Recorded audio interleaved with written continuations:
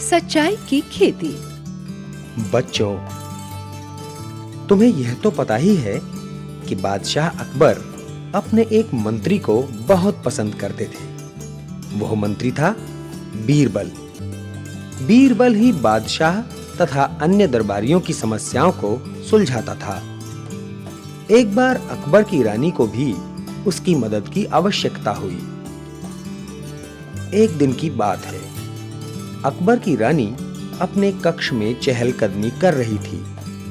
अचानक उसका हाथ एक फूलदान को लगा और वह गिरकर टूट गया। रानी ने डरते हुए मन में कहा, ओह, ये तो महाराज का प्रिय फूलदान था।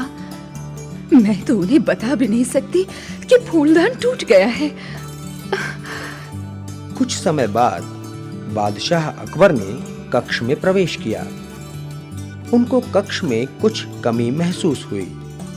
ध्यान से देखने पर उन्होंने पाया कि उनका प्रिय फूलदान कक्ष में नहीं है।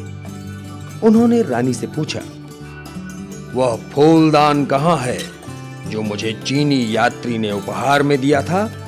ओह, महाराज, उसे तो नौकर साफ करने के लिए ले गया है। रानी ने झूठ बोलकर स्वयं को बादशाह के क्रोध से बचा लिया। अगले दिन प्रातः जब बादशाह सोकर उठे तो उन्हें प्रसन्न चित्त देखकर रानी ने अपना दोष स्वीकार करते हुए कहा, मैंने आपसे झूठ बोला था। गलती से मेरा हाथ लग जाने से फूलदान गिरकर टूट गया था। यह सुनते ही बादशाह क्रोधित हो गए और बोले, रानी होते हुए भी तुमने मेरे सामने झूठ बोलने की हिम्मत कैसे की? मैं तुम्हें फूलदान तोड़ने के लिए तो क्षमा करता हूं, पर झूठ बोलने के लिए दंड स्वरूप आदेश देता हूं कि तुम तुरंत राजमहल छोड़कर चली जाओ। माफी मांगने पर भी जब बादशाह नहीं माने, तब रानी राजमहल छोड़कर आगरा से बाहर चली गई। शीघ्र ही यह खबर चारों तरफ फैल गई।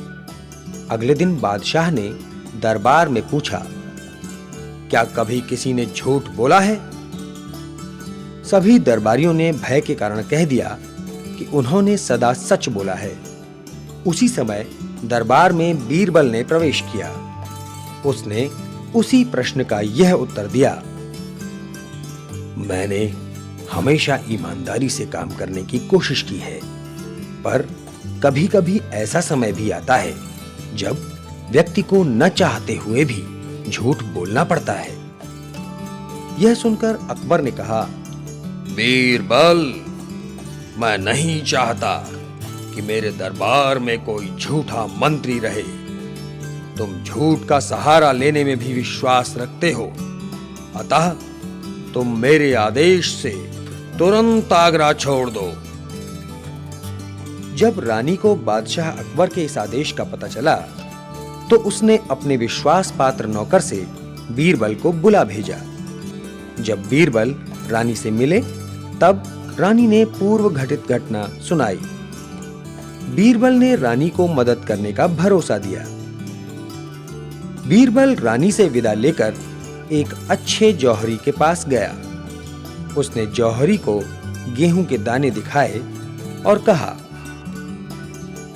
मैं चाहता हूं कि तुम इसी प्रकार के सोने के दाने बनाओ जो बिल्कुल गेहूं के दाने जैसे लगते हों। कुछ ही दिनों में गेहूं के सोने के दाने तैयार हो गए। बीरबल उन्हें लेकर बादशाह अकबर के दरबार में पहुंचा। वह अकबर से बोला, महाराज, आपके आदेश के अनुसार मुझे यहां नहीं आना चाहिए था, पर एक आश्चर्यजनक घटना ने मुझे आदेश का उल्लंघन करने पर विवश कर दिया। मैं शहर से बाहर जा रहा था कि एक यात्री ने मुझे ये खास गेहूं के दाने दिए हैं। इन्हें बोने से हमें सोने की अच्छी फसल मिल सकती है। बादशाह अकबर गेहूं के दानों को देखकर आश्चर्यचकित हो गया और बोला, क्या यह सचमुच संभव है? महाराज, मैं निश्चित रूप से तो नहीं कह सकता, पर हम कोशिश तो कर सकते हैं। मेरे पास थोड़ी सी उपजाऊ भूमि है।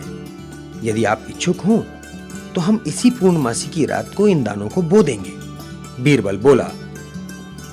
बादशाह सहमत हो गया। पूर्णमासी की रात को सभी एक स्थान पर एकत्रित हो गए। अब बीरबल, सोने के दानों को बोना शुरू करो, बादशाह ने कहा।